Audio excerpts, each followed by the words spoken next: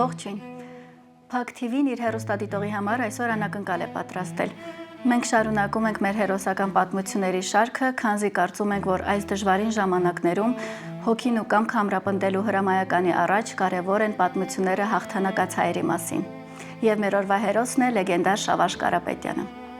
Մեր մշակութային հաղորդումները շարունակվում են կյանքի կոչվել հայտնի իրավապաշտպան Լևոն Բաղդասարյանի աջակցությամբ։ Հեռուստադիտողը մեծ սպասումով է սպասում Փակ TV-ի յուրաքանչյուր մշակութային անդրադարձին։ Դրանք մեր հեռուստադիտողին սնում են, մի պահ հեռացնում քաղաքական մտահոգություններից, նաև տանում երջանիկ անցյալ ու ապագայի մասին մտորելու առիթներ տալիս։ Շավարժ Կարապետյանին լրացուցիչ անգամ ներկայացնելու կարիք թերևս չկա։ Անունը հիշեցնում է նրա սխրագործությունները։ 1976 թվականն էր, երբ Շավարժ Կարապետյանը ցույց տվեց մարդկայնությունը սերը չունեն սահմաններ, իսկ ամենակարևորը ապացուցվում է գործով։ Իհարկե հարց է առաջանում, երբ մարդը կանգնում է կյանքի ու մահվան սահմանագծին, որն է այն ներքին ուժը, որը ստիպում է ընտրել պայքարն ու զոհաբերությունը վախին ընդառաջ, ինչն է ավելի դժվար հաղթահարել, մրցակցին, թե սեփական վախերը։ Շավարժի հերոսականությունը այն մասին է, թե ինչ կարող է անել մարդը եւ թե որքան իզորու է առավելագույնին, հավատալու ավելի մեծ ու կարևոր որևէ հրաշքին, իր առաքելության մեջ հաստատ ու անվեհեր։ Անմարդկային ջանքեր, մեծ նվիրում դեպի մարդկությանը։ Այսօր դժվար թե գտնվեն նման անձնազոհ մարդիկ, չէ՞ որ անձնազոհությունը հոգեկան բարձր մակարդակ ու գիտակցում է ենթադրում։ Շավարժ Կարապետյանը նետվեց ջուրը, կոտրեց տրոլեյբուսի ապակին եւ 10 մետր խորության վրա զրոյական տեսանելիության պայմաններում առանց վարանելու հասավ մարդկանց փրկության։ Ես չհասցրի փրկել բոլորին։ Այդ միտքն էր երկար տարիներ նա կրում իր մեջ, լուր ափսոսանքով։ Այժմ առաջարկում ենք դիտել մեկնաբան Համլետ Ղուշյանի հարցազրույցը Շավարժ Կարապետյանի հետ, որից հետո մեր տաղավարում զրույց կունենանք Համլետ Ղուշյանի հետ։ Արտասովոր մարդ է Շավարժ Կարապետյան։ Դյուրին էր արդյոք դեռևս երիտասարդ տարիքում փառքի գագաթնակետին հրաժեշտ տալ սիրելի մարզադեպին։ Միթե պատճառը Երևանյան լճի ողբերգական պատահարն է լինում։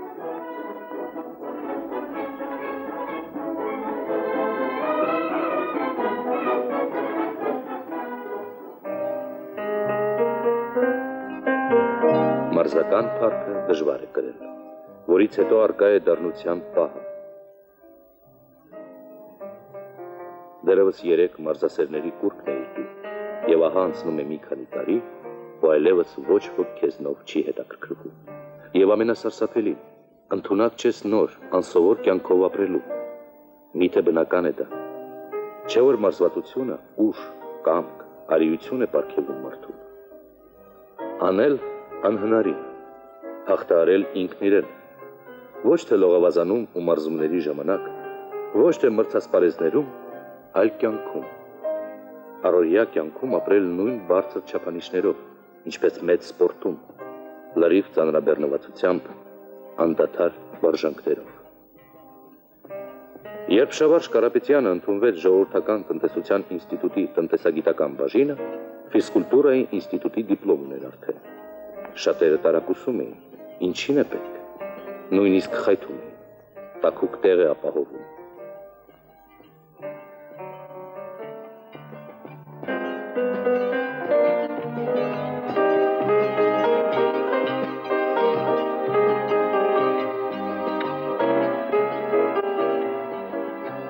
Ավարտելուց հետո Շավարժը գնաց գործարան։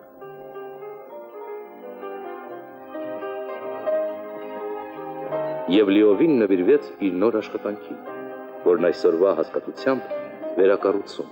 ինտենսիվացում, արագացում նշանակում։ Երբ գործարանի ինժեներները մտահղացան Երևանում հանրապետական երիտասարդական տեխնիկական ստեղծագործության կենտրոն հիմնադրել, Շավարժ Կարապետյանին, որը բաժիններից մեկն էր վարում, առաջարկեցին ղեկավարել կենտրոնի կառուցումը, ապահովել սարքավորումների հայթայթումն ու տեղադրումը, կապեր հաստատել քաղաքի ուրիշ ձեռնարկությունների եւ ինստիտուտների հետ։ Շավարժը ամբողջովին տարվեց այդ գործով։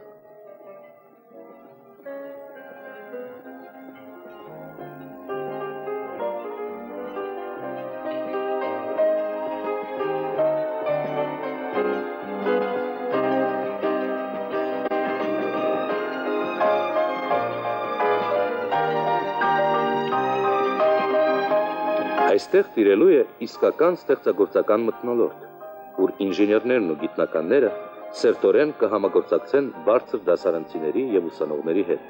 ոչ թե կզբաղվեն լոկ ուսուցմամբ ու սիրողական գծագրումներով, այլ տեխնիկական պրոցեսների կենսական խնդիրների ու որոնումների լուծմամբ։ Ընդունակ, գործունյա, հետաքրքրասեր երիտասարդությունը, որը ծարավի է հաղթահարելու ամեն տեսակի դժվարություններ, այստեղ կձգտի հագուրդ տալ ստեղծագործական աշխատանքի իր մղումներին։ Երիտասարդական կենտրոնը նաև յուրահատուկ ցուցասրահ կհանդիսանա արդյունաբերական ձեռնարկությունների համար։ Այստեղ կարելի է ծանոթանալ գիտական նոր հիմնավորումների, ապագա սարքավորումների ու հանգույցների հետ եւ անհրաժեշտության դեպքում դրանք ներդնել արտադրության մեջ։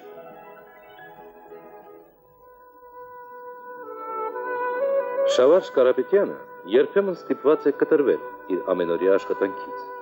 Հաճախ են նրան հանդիպումների հրավիրում։ Հրաժարվել չի կարելի։ Նրան սպասում են թե փոքրիկները, թե մեծահասակները։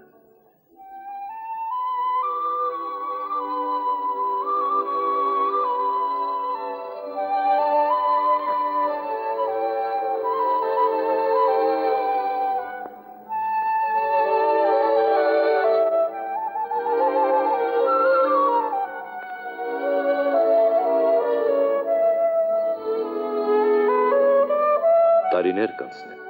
հասակ կառնեն այս երեխաները եւ հպարտությամբ կհիշեն, որ պիոներական շարքերը նրանց ընդունել է ինքը Շավարժ Կարապետյանը,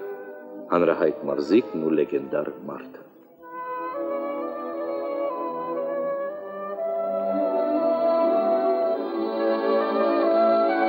Կիրովականցիների հրավերը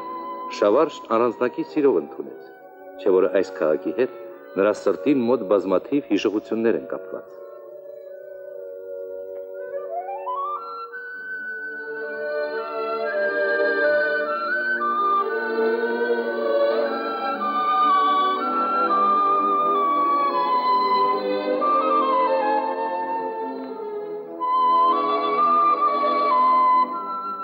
Այստեղ ոչ միայն նա կմասնակցի Կոմերիտ միության քաղաքային կոմիտեի նախաձեռնած միջոցառումներին,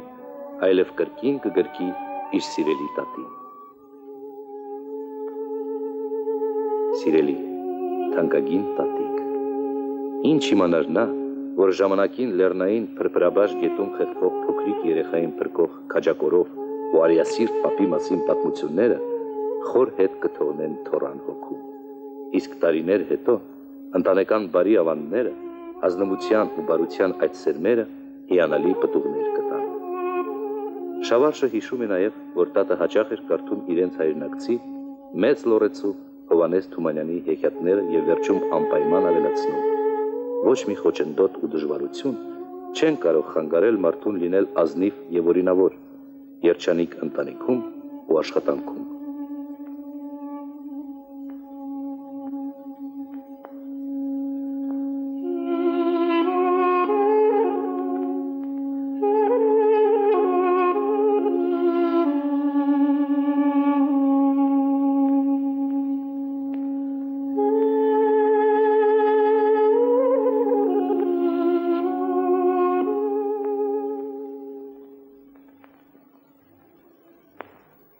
Դերևս այս ֆիլմի նկարահանումների ընթացքում մենք մտադիր էինք հրաժարվել Շավարժ Կարապետյանի սխրանքի մասին պատմելուց։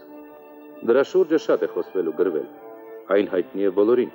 եւ մեր հերոսը շփոթվում է, նյարդայնանում, երբ կրկին հիշեցնում են նրան Երևանյան լճում կատարված դեպքի մասին։ Բայց այնուամենայնիվ, մենք իրավունք ունենք արդյոք շրջանցել հերոսի կենսագրությունը։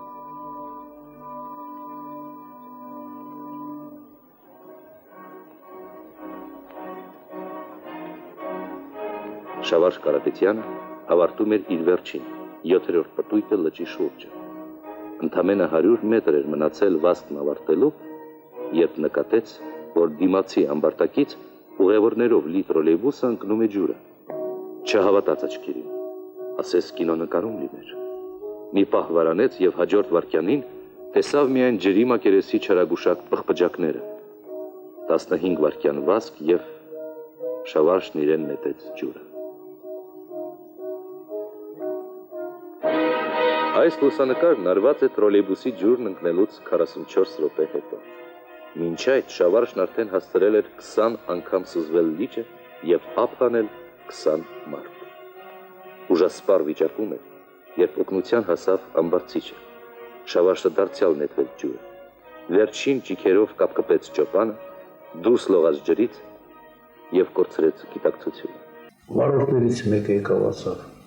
«Տրոլեյբուս ընկել է լիճը»։ Ես այդ ժամանակ գիտեի, որ երեխաները պարապում են լճում, արդեն ժամի 5:30 էր, նրանք պետք է վերջացած լինեին,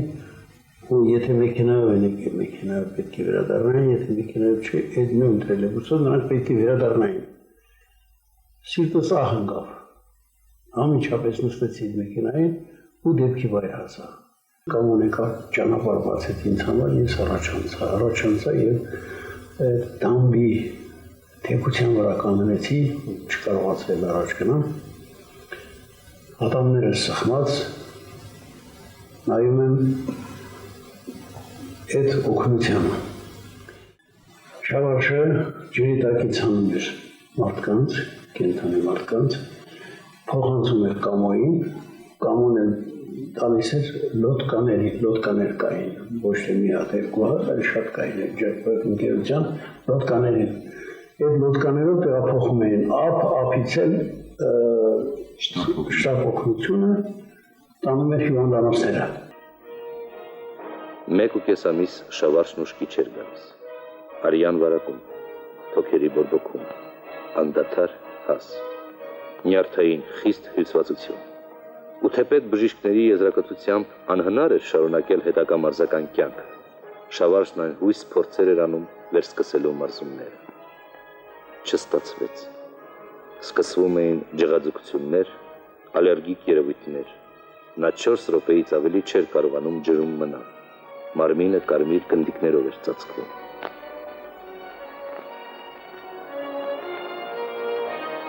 Բայց Շավարշը կդադարեր հարգել իրեն, եթե ընկերկեր, ազնվեր, վերադառնալու իր սիրած մարզաձևին, և հասավ նպատակին։ Վերադարձավ, որ կրկին հրաժեշտ տա, սակայն 11-րդ անգամ համաշխարհային ռեկորդ սահմանելուց հետո։ Տարակուսելի է։ Ոչ, Շավարշը ձգտում էր մեկ անգամ ևս փորձել հաստատել իրեն, իր կամքն ու արիությունը։ Յուրաքանչյուր մարզիկ վաղ թե ուշ ստիպված է հրաժեշտ տալ սպորտին։ Շավարշը վճռեց։ Գերադասելի է ինքդ թողնես սպորտը, քանի դեռ նա չի լքել քեզ։ Նրա համար շատ կարևոր էր անպարտ հեռանալ։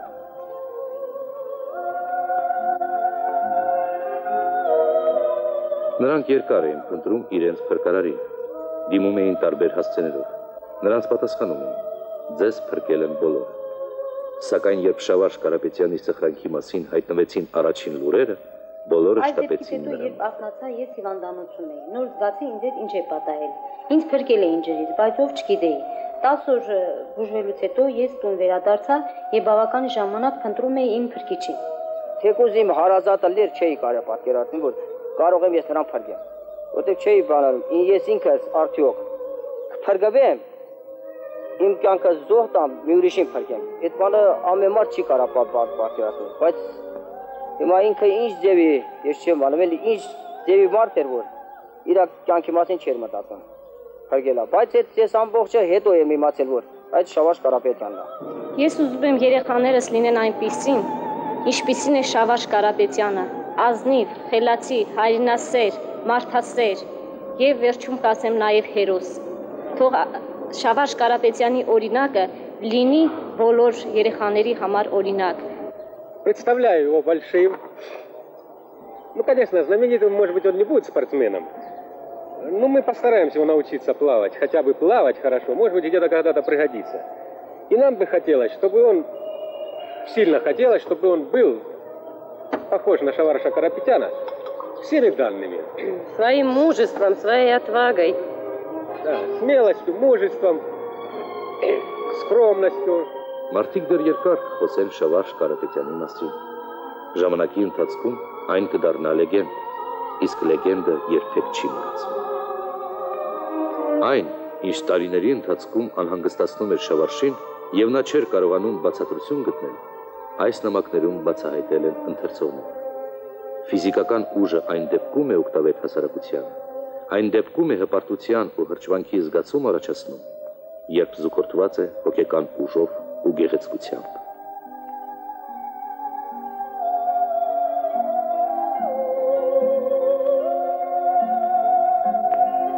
Այս հազվագյուտ մրցանակը fair play է,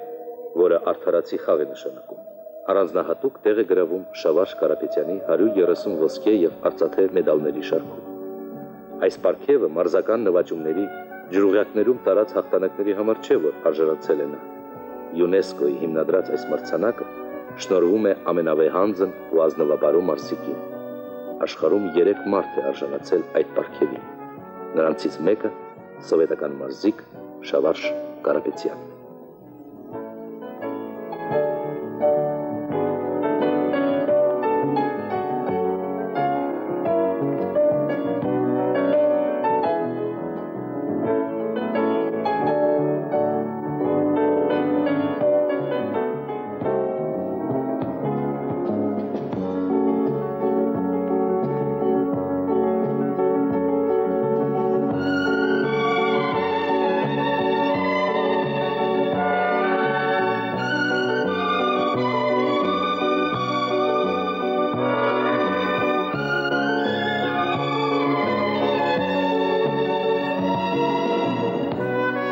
Ինչու է այսպես ուրախ ընտանիքի հայրը։ Ինչ անակնկալ միտք է խղացել նա։ Ահա թե ինչ։ Պարզվում է նա ցանկանում է եւս այսպիսի 1-2 հանդիպում, բայց այստեղ ընտանեկան հողամասում վերջապես հնարավոր կլինի մշակել այս հողը։ Դժվար է ողջ ընտանիքը միանգամից հավաքել մի հարկի տակ։ Ամենահողեղեն ցանկություն է։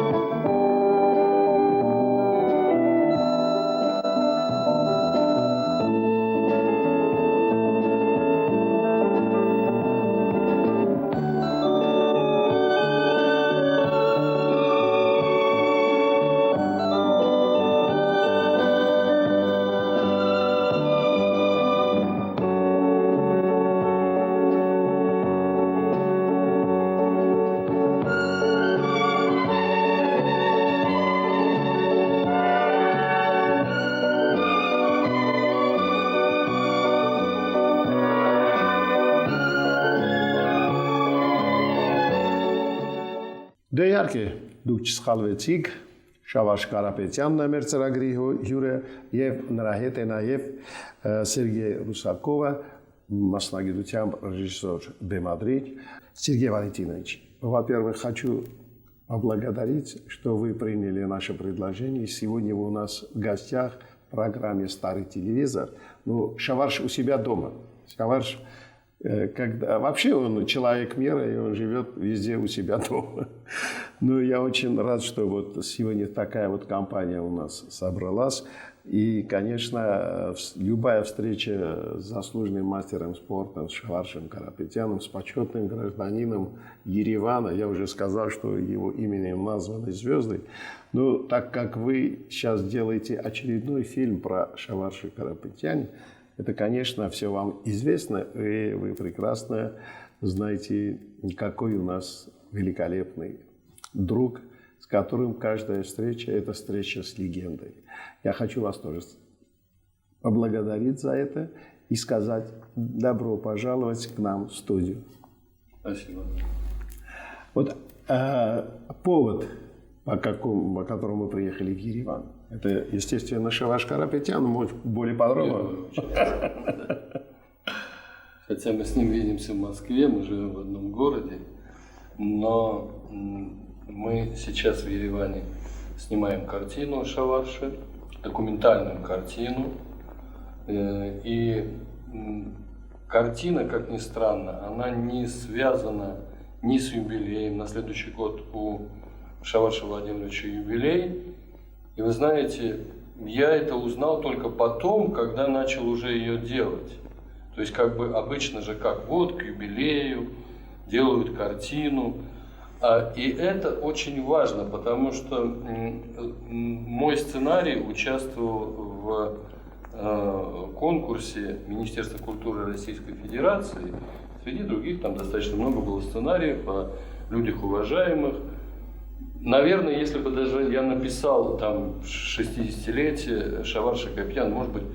но заявка, сценарий выиграла, в общем-то, грант и без того, что это какая-то картина к дню, в смысле, к юбилею известного человека, потому что до сих пор имя Шаварша в России это очень много значит. И те люди в Министерстве культуры, которые как бы решали, запустить нашу картину или нет, они, безусловно, это сделали. Я вам больше скажу, что это такой очень представительный конкурс, где там распределяют гранты на документальные картины, и там было несколько моих заявок, и у моих коллег там несколько заявок было. Мы очень ждали с марта месяца, там, как будут развиваться эти события, как читают эти заявки. И так получилось, что другие заявки о известных людях России, они как-то не пошли. А заявка о Шаварше прошла. А вы знаете, я нашим телезрителям тоже хочу сказать, что Шаварш входит в список 50 народных героев России. Да. Это большая честь. Да. Легендарный человек, заслуженный мастер спорта. Но сколько в России живут таких заслуженных мастеров спорта? И вот что вы говорите, сценарий вот ваша программа, об этом, наверное, тоже ничего нет случайного. Совершенно не случайного, потому что и я думаю, что сейчас, потому что прошло достаточно много времени, как Шаварш Владимирович ушел из спорта, в 80-м году он ушел из спорта. Это для человеческой жизни огромный срок, четверть века, правильно? Казалось, да. Сколько было спортсменов, сколько было выдающихся, замечательных спортсменов в то время, когда он занимался спортом, раньше, позже. Но биография нашего замечательного, сидящего рядом с нами друга, она все-таки уникальна. И она, наверное, дай бог, к ней будут возвращаться и еще раз, дай бог, потому что много там такого, что не связано, вы прекрасно знаете, и не со спортом, не только со спортом, а связано вот с высотой человеческого духа. Вы знаете, я должен сказать, что Шаварш не меняется. Он как был скромным в свои вот первые годы выступления в большом спорте, так и сегодня такой же. Молча, тихо сидит и слушает наш разговор. Шаварджан, добро пожаловать домой. Ну, как себя чувствуешь? Нормально. Какие проблемы? Прекрасная съемочная группа работает у нас в Ереване и делает фильм о нашем товарище. Что можете сказать? Ну, думаю, что фильм обо мне, это громко сказано. Это частично фильм об Армении. Вот я, да, конечно, я хочу сказать, что там очень много красивого, что, значит, можно рассказать об бывшему Советскому Союзу, значит, что Армения так же красивая, как была. И сегодня я тоже получаю удовольствие с съемочной группой поехать в Гарный Гевар, там достопримечательности Армении, все восстанавливается. И мне радостно, понимаете, каждый приезд в Армению, как ты заходишь в родной отцовский дом, понимаете. Да, Сергей Валентинович, вот мы, когда посмотрели программу в начале нашей передачи, там, помните, на конвертиках было написано СССР Шаваршу Карапетяну, Ереван Шаваршу Карапетяну. Ну, я думаю, что хорошо, что и новое поколение помнит Шаварша Карапетяна. И ваш фильм, конечно, поможет, чтобы и вот представители вот совершенно вот новые вот поколений, чтобы они тоже знали, кто герой вот 70-х, вот, того, как это не звучит как-то необычно, того века. Прошу. Век, Да, век другой, да. Ну, это был век Шаварши Карапетян. Вот вы все же думаете, что правильно, что вы опять возвращаете к этой теме, потому что это важно, наверное, особенно для молодого поколения. Вы знаете, я сошлюсь сейчас на безусловный авторитет в российском кино, на Никиту Сергеевича Михалкова, который не только снимает картины, но и он руководит Союзом кинематографистов, руководит фондом, который производит кино, и очень много думает, как привлечь опять молодежь в кинотеатры, как не только наряду с замечательными голливудскими блокбастерами, чтобы молодежь, она везде одинаковая, что в России, что в Армении, она в достаточной степени подсажена уже на голливудскую продукцию, на голливудские картины, не очень хорошо смотрит отечественные картины, я думаю, что и у вас, и у нас это точно. И он сказал о том, что давайте, наверное, мы, вот среднее поколение, мы уже упустили какое-то поколение наших зрителей. И сейчас надо пойти в школы и хотя бы вот этих детишек привить им любовь к отечественному кино и к отечественным героям, к отечественной истории. Потому что, к огромному сожалению, какая-то часть молодежи уже безвозвратно потеряна для нас, как для зрителей. Как зрители они для нас потеряны. Вот. Так и здесь. Делая эту картину, она в первую очередь, конечно, обращена к совсем молодым людям. Потому что кто жил в Советском Союзе, плохо или хорошо, я вот спрашиваю людей нашего возраста, о ком картину делаешь? Шаваш. Троллейбус, там, хоть как-то они немножко знают. Дай Бог, и они восстановят более объемную правду о том времени, о спортивной, так сказать, и других деталях биографии Шаварша. Но в первую очередь, конечно, для молодежи. Поэтому это был стимул делать картину, и делаем мы картину, может, немножко по-другому, чем она была, чем те картины, которые были сделаны в 70-е, уже исходя из того, чтобы молодые люди смотрели. И она рассчитана на молодых людей. Вчера вот мы были в Герате, совершенно замечательные, на мой взгляд,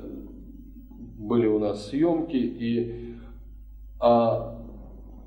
там, дай Бог, что мы сняли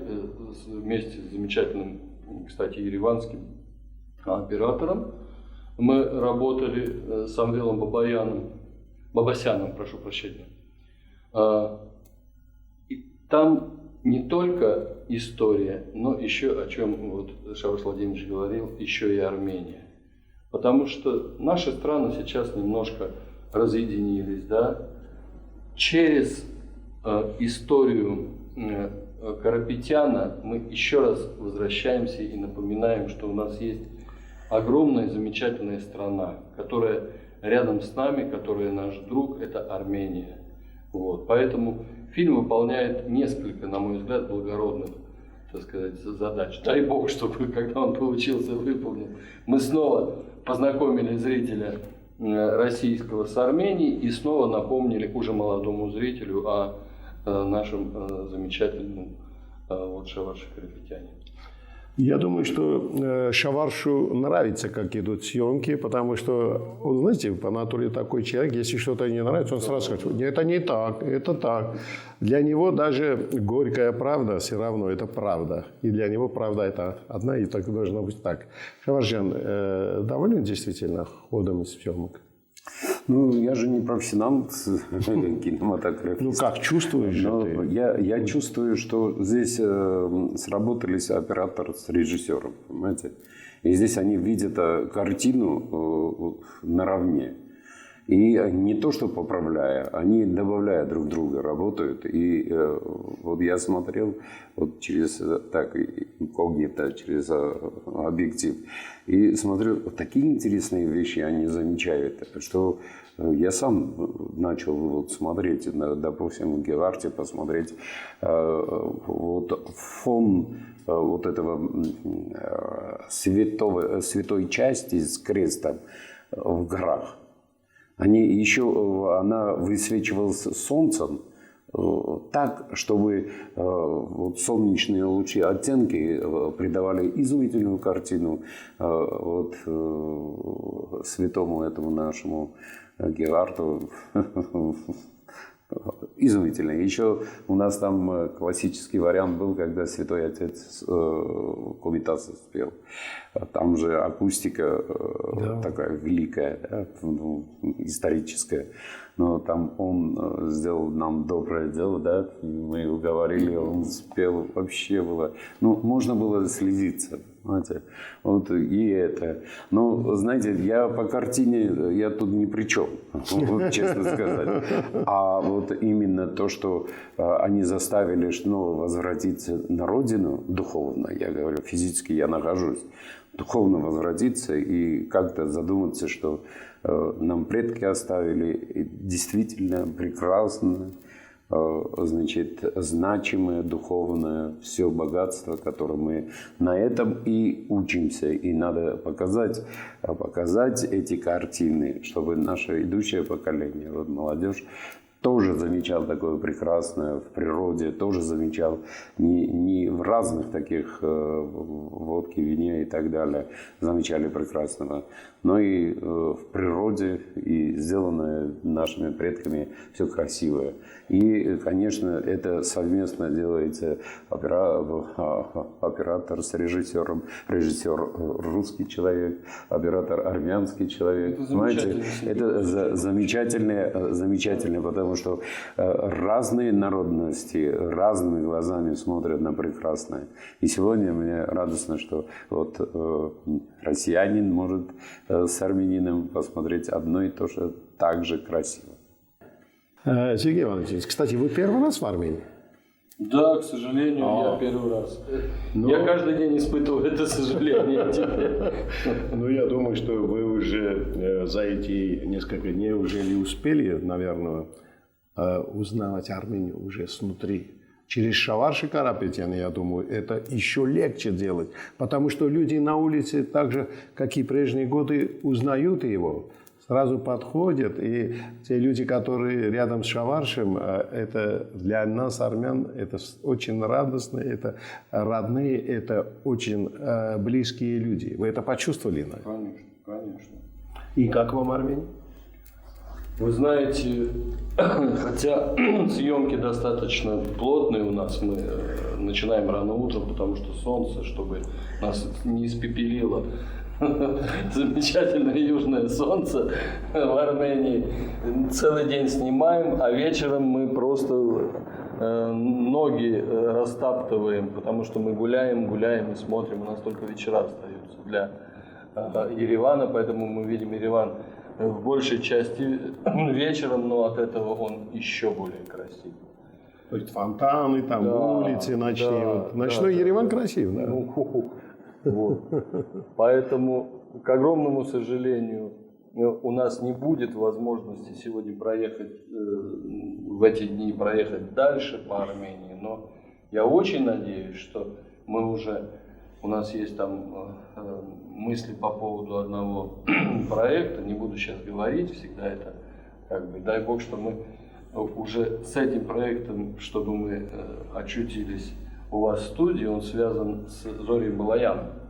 проект, да, и вот сейчас мы как раз об этом говорим, я со своей стороны какие-то организационные ресурсы подтащу, так сказать, российские, здесь коллеги подтащат армянские, и будет еще один, дай Бог, российско-армянский проект. Но я еще должен сказать, это такой курьезный случай, конечно, получился у меня, но он настолько точно показывает армянский характер. Мы торопились, куда-то поехали, я ехал в такси, оставил сумку, естественно, в такси, там, потому что что-то было связано. И, оставить сумку в Москве в такси, понятно, все, пиши пропало. Я сказал Шаваршу, Шаварш так улыбнулся, мне говорит, да ладно, сейчас, через 15 минут сумка нашлась. Ее привезли нам туда, где мы были. Я, конечно, был... Это другая жизнь. Я сказал, что счастливы те люди, которые живут в той стране, в котором есть город, в котором можно что-то потерять, оставить, и тебе это вернут, никто это не возьмет, принесут. И отдадут. Это такой маленький штришок. Да. Самый главный штришок та культура застолий, которая в России уже она ушла, и она не такая. Здесь вечерами Шаварш Владимирович приглашал нас к своим друзьям, которые его очень уважают и любят. И мы увидели армянское застолье, но это не рассказать. Это тема отдельного фильма. Да, эта тема, особенно среди его друзей, есть великолепный человек, Корнелий Леонович, который вот по поводу застолья, он может лекции прочитать на международном уровне. Шаварш, а интересно, вы побывали в Анадзоре? В Анадзоре нет. Нет? К сожалению, нет. Вот я советую туда съездить. Не успею. Не успеваете. Да, я понимаю, что у вас и сегодня много очень работы, поэтому хотел бы вас еще один такой вопрос задать. А когда фильм будет готовый и когда мы можем вот присутствовать на премьере? Потому что я думаю, что съемочная группа нашего телеканала тоже готова приехать туда и снимать все это. Думаю, что премьера, наверное, будет в Москве. Ну и потом мы можем и в Ереване организовать. Ну, я думаю, так как премьера совпадает, помимо моей воли, поверьте, совпадает еще и с юбилеем нашего замечательного Шаварша Владимировича, то я сам Бог велел как бы сделать ее достаточно серьезной и крупной. И я думаю, что премьера будет в Доме кино 19 мая, в день юбилея. Ну и, естественно, дай бог, на Первом или на Российском канале в дни этого юбилея эта картина пройдет. Мы готовим ее сейчас. Как раз картина будет готова к Новому году. Она уже будет готова к Новому году. Мы будем заниматься тем, чтобы ее, так сказать, пристроить на телевизионные каналы. Ну и, естественно, мы передадим вам дубликат, в смысле одну из копий картины, потому что нам бы очень хотелось, чтобы в Ереване на одном ли канале или на нескольких каналах эта картина прозвучала, мы показали свой труд, и ереванские мальчишки тоже узнали, что есть такой Шаварш, потому что взрослые подходят, а мальчишки так мимо бегают, пока они не знают. Посмотрят по телевизору, узнают, и будет все по-другому. Спасибо, спасибо, Шаварш. И, конечно, так как наша программа заканчивается, я бы хотел, чтобы твои пожелания, что бы хотела сказать телезрителям, людям, которые давно тебя не видели. Ну, приветствую всех. Я, конечно, в своем доме и себя чувствую очень, очень комфортно. И ничего не успеваю делать. Вот время все время давит. И я желаю, чтобы все благополучно было. Никогда нельзя. Вот история моя спортивная – это доказательство, что человек может доказать другому человеку, что он сильный, могучий, возможности его человечества бесконечное. И, конечно, не унывать. Если унывать, то никакое дело у человечества не получится. Каждый человек должен поставить себе задачу дойти до самого конечного победного и доказать человечеству, что он есть, он хороший, он прекрасный, сильный, для общества нужный. Поэтому я своим соотечественникам желаю, чтобы у них крепкое здоровье было рабочие места, было чем построить свой дом, первый фундамент, камень и так далее, детей рожать, значит, посадить красивое, хорошее фруктовое дерево, там, цираны, там, дերци, цар. Եվ ուրախանա դրանով, որ կյանքում կարողացել անել որևէ մի բան պիտանի մարդկության համար եւ աշխարհի համար։ Սեր եմ ցանկանում իմ ժողովրդին, միշտ սիրեն մեկ մյուսին ու ապրեն սիրով ու խաղաղ այս երկրում։ Շնորհակալություն. Сергей Валентинович, спасибо вам большое тоже. Спасибо, что вы сегодня были у нас в гостях. Я вам говорю просто до свидания, потому что очередная наша встреча уже не за горами. И нашим телезрителям просто хочу сказать, что сегодня у нас были в гостях режиссер-постановщик Сергей Русаков и наш просто легендарный армянин Шаварш Карапетян. Սիրելի բարեկամներ, մեր տաղավարում է արդեն մեկնաբան Համլետ Ղուշյանը, որի հետ սպասվում է զրույց լեգենդար Շանվերժ Կարապետյանի մասին։ Բարև ձեզ, պարոն Ղուշյան։ Պարոն Ղուշյան, դիտեցինք հարցազրույցը, հերոսական պատմությունները Փակ TV-ի տաղավարում իհարկե շարունակական բնույթ են կրում եւ ավանդույթի համաձայն մենք այսօր խոսելու ենք նաեւ Շավարժ Կարապետյանի մասին։ Գիտես, Շավարժ Կարապետյանի մասին ես պիտի ասեմ, սիրելի բարեկամներ, խոսելը եւ հեշտ է եւ դժվար, հեշտ, որտեղ ես շատ լավ ճանաչում եմ Շավարժին, երկար տարիներ մենք եղել եւ մնում ենք լավ բարեկամներ եւ այն դեպքը, որի մասին ասած, կապված տրոլեյբուսի հետ Ստելան, գիտեք, 76 թվականին տեղի ունեցավ, բայց խորհրդային տարիներին փորձում էին ծածկադփոց անել այդ ամենը, չէին թողում լուսաբանել, որտեղ այդ դեպքի հաջորդ օրը երբ տեղեկացանք, ինձ մեր խմբագրությունում հանձնարարեցին գնալ հանդիպել Շավարժին, տեսնել թե ինչ է եղել իրականում։ Ես իհարկե փորձեցի կատարել, բայց հետո այն ժամանակ կար Կենտկոմից զանգեր եկել, ասել են ոչ մի դեպքում չլուսաբանել։ Եվ միայն տարիներ հետո այս թեման բարձրացվեց։ Այն էլ երբ Կամսոմոլսկայա Պրավդան գրեց այդ մասին, թե չէ մեզ թույլ չէին տալիս լուսաբանելու։ Պատկերացնում եք, մարդը հերոսություն է արել եւ ապշելի է, որ միջև այսօր Շավարժ Կարապետյանը չի դարձել խորհրդային միության հերոս, իսկ Հայաստանի Հանրապետության անկախության առաջին օրը առաջին հրամանագրերից մեկն էլ պիտի լիներ Շավարժ Կարապետյանին հերոսի կոչում շնորհելու այդ հրամանագիրը, որտեղ Շավարժի արածը դա իսկապես մի վեհանձն էսպիսի արարք է, որի համար առնվազն հերոսի կոչում են տալիս։ Մինչդեռ մեր օրերում այսօր տեսնենք, թե ինչ հեշտությամբ են հերոսի կոչումները բաժանվում, երբեմն առանց տրամաբանության, երբեմն պարզապես ապշում ես, թե Այո, նույնիսկ Ղարաբաղյան պատերազմի ժամանակ որոշ մարդիկ, որոնք անարժանի էին անգամ զինվորական որից է բարձր կոչում ստանալու, հերոսներ էին դարձել։ Չգիտեմ ինչ սկզբունքներից էին սրանք ելնելով անում այս ամենը, բայց Շավարժ Կարապետյանը դա իսկապես երևույթ է մեր կյանքում։ Հիմա խնդրեմ քո հերթական հարցը, ես փորձեմ ուղիղ եթերից թեկուզ հեռախոսով կապել Շավարժի հետ, չգիտեմ կստացվի թե չէ, ինչ հարց է ասել։ Այո, պարոն Ղուշյան, եւ նա կյանքում բազմաթիվ անգամներ վտանգեց իր սեփական առողջությունն ու կյանքը ու փրկության հասավ մարդկանց։ Կարծում ենք, որ եթե այսօր էլ նա նման հնարավորություն ունենար եւ նման ընտրության առաջ կանգներ, կվարվեր հենց նույն կերպ։ Անկասկած, միայն ու միայն նման կերպ։ Հիմա տեսնել եմ, ես փորձում եմ կապվել Շավարժի հետ, չգիտեմ, այդ զանգը գնում է, ուղղակի մեզ հաջողվի զրուցել,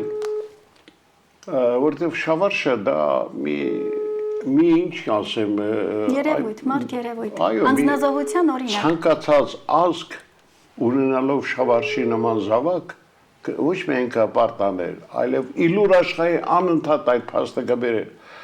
Ադրբեջանցիները իրենց մարդասպաններին են գովազդում։ Հերոսացնում։ Այո, հերոսացնում, հիշեք թեկուզ Բուդապեշտի դեպքը, Ռամիլ Սաֆարովին, որը մարդասպան այդ Ադրբեջանը այդ մարդասպան Ալիևը նրան ինչ բարձունքների ասցրեց։ Իսկ մենք ունենք Շավարժի նման անձնավորություն, ափսոս զանգը գնում է, բայց ոնց որ Շավարժի բառը չի կամ չգիտեմ, ես ուղիղ հեռախոսին եմ զանգահարում, հույս ունենալով, որ մենք կարողանանք թեկուզ զրուցել, թեկուզ հեռախոսային կապի միջոցով։ Այո։ Կարծում ենք, որ Շավարժը կունենա իր ուղերձը հայ ժողովրդին եւ նա մանավանդ երիտասարդին, որը այսօր լավ, ես պատրաստ եմ քո հարցերը լսելու։ Պարոն Ղուշյան, նշենք նաեւ, որ մեծ դեր ուներ հավատը նրա անձնական պատմության մեջ։ Ոնց որ ներողություն։ Ալո, Շավարժան, լսում ես ինձ։ Ալո, Շավարժ, ես քեզ չեմ լսում։ Ալո։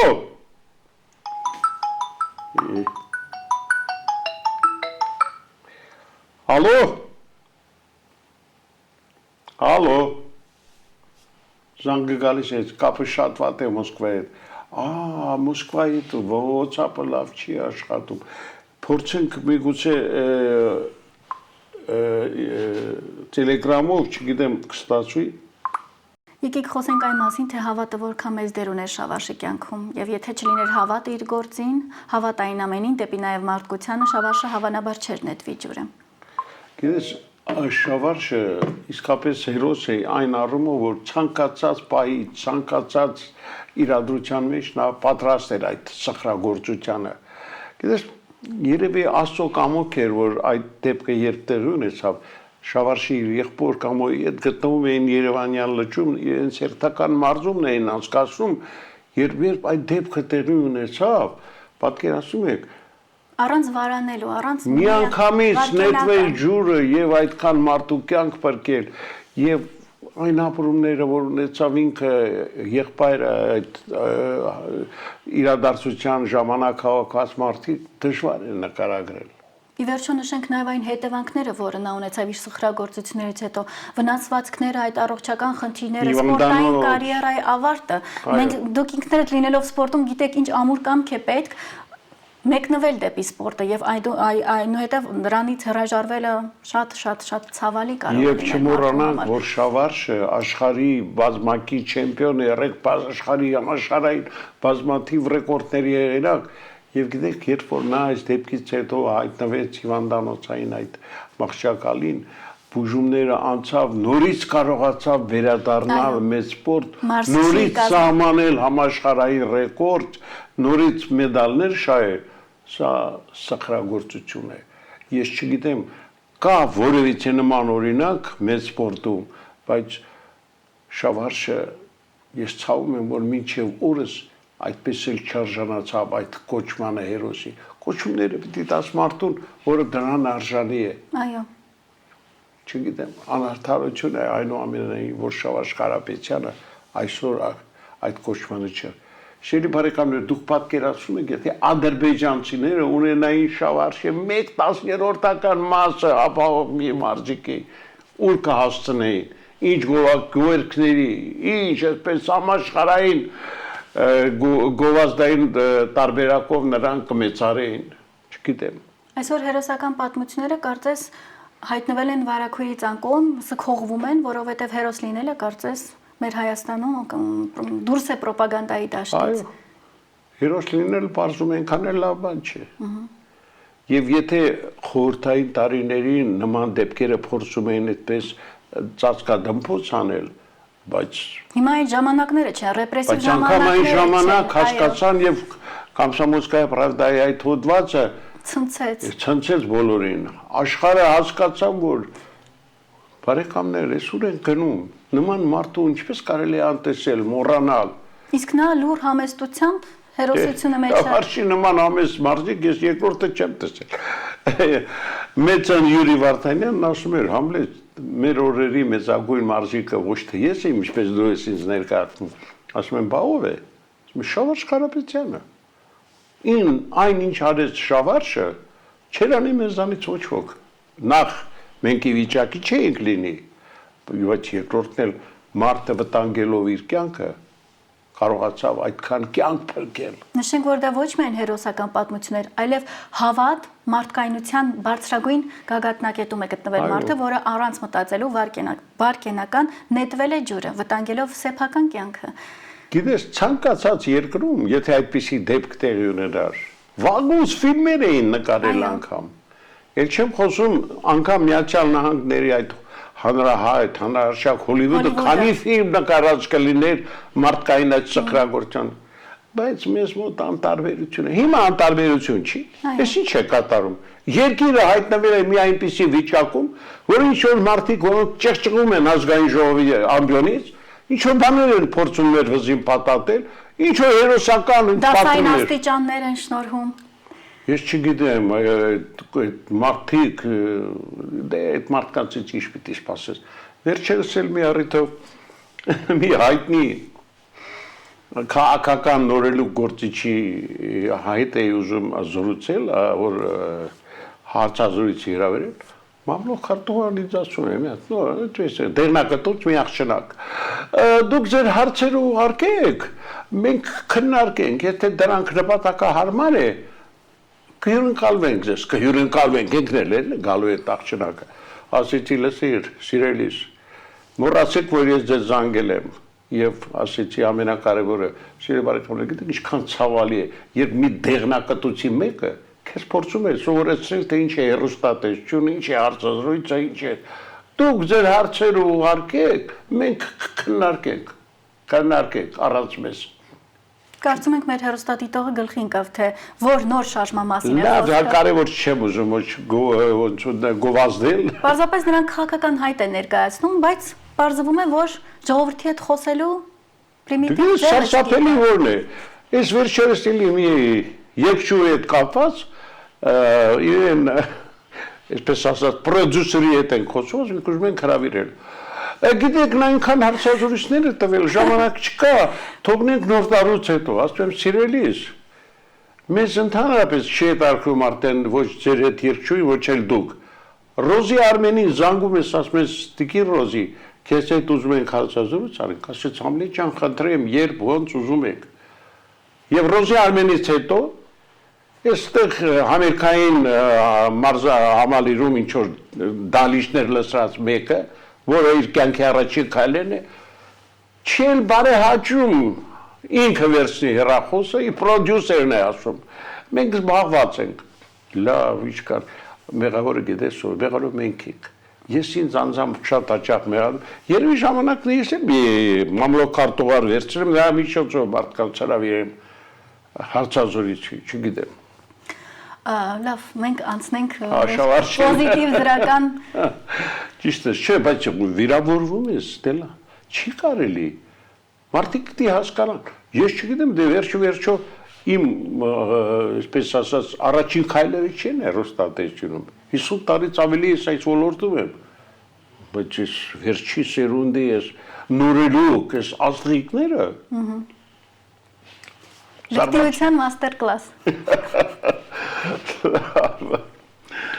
Չխորանանք, վերադառնանք Շավարշին, մեր լավը գերոջը, բարեկամին։ Շավարշին։ Շավարշ Կարապետյանը ապացուցեց, որ նույնիսկ ամենածանր պահին մարդը կարող է ուժ գտնել, պայքարել ոչ միայն իր, այլև ուրիշների համար։ Այսօր Հայաստանն է կանգնած դժվարությունների ու ցավալի կորուստների առաջ։ Ինչպես վեր կանգնել ցավից, կորստից ու նորից ավատալ ապագային բարողության։ Դե չգիտեմ, ինչպիսի դժվարությունների ես հանդիպում, որոնք կարող են եւ չլինել, բայց հետո հասկանում ես, որ երբ մենք անտեսում ենք մեր հերոսներին, մենք անտեսում ենք ինքներս մեզ, հավատա, եթե ժամանակին Շավարշը գնահատվեր եւ նրան շնորհվեր այդ բարձր կոչումը, իհարկե ամեն ինչ ավելի դյուրին կլիներ, մարդը երբեք չի էլ ակնարկել։ Ես մի օր ասացի, Շավարշ, ինչի ես այդպես լուռ ու մոճ, դստել անգես։ Վերջին հանդիպումը նրա 70-ամյակի երեկոյին էր Մոսկվայում, ես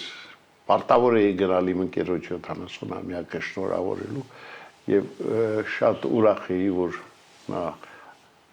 սպորտային լեզվով ասած լավ մարզավիճակում ներկայացավ։ Այո, պարոն Ղուշյան, եւ